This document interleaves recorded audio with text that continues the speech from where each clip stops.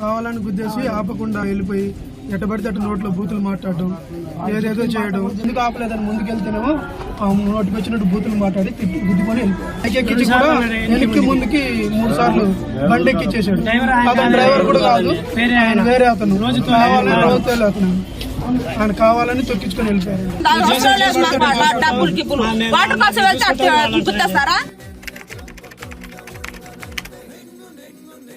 బాపట్ల జిల్లా చెరుకుపల్లి మండలం ఉప్పలవారిపాలెంకు చెందిన అమర్నాథ్ రాజోలు జెడ్పీ హైస్కూల్లో 10వ తరగతి చదువుతున్నాడు. బాలుడికి తండ్రి లేరు. తల్లి మాధవితో పాటు సోదరి ఉన్నారు. తెల్లవారుజామున 5:30 గంటలకు అమర్నాథ్ ఇంటి నుంచి సైకిల్పై ట్యూషన్కు బయలుదేరాడు. రాజోలు శివార్లలో అడ్డుకున్న 4 యువకులు పక్కనున్న పొలాల్లోకి లాక్కెళ్లారు. కాళ్లు కట్టేసి మొక్కజొన్న బస్తాల చాటున పడేసి అత్యంత కిరాతకంగా పెట్రోలు పోసి నిప్పు పెట్టారు. కొన ఊపిరితో ఉన్న అమర్నాథ్ గుంటూరు జీజీహెచ్కు తరలించిన కాసేపటికే ప్రాణాలు కోల్పోయాడు. అయితే చనిపోయే ముందు పాము వెంకటేశ్వర్రెడ్డితో పాటు మరో 3 కలిసి పెట్రోల్ పోసి నిప్పు పెట్టారని చెప్పాడు.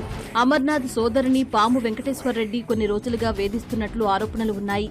దీనిపై గతంలో గొడవలు కూడా జరిగాయని బాలుడి తాత రెడ్డయ్య తెలిపారు. అప్పట్నుంచి పిల్లాడిపై వాళ్లు పగ పెంచుకున్నారని చెప్పారు.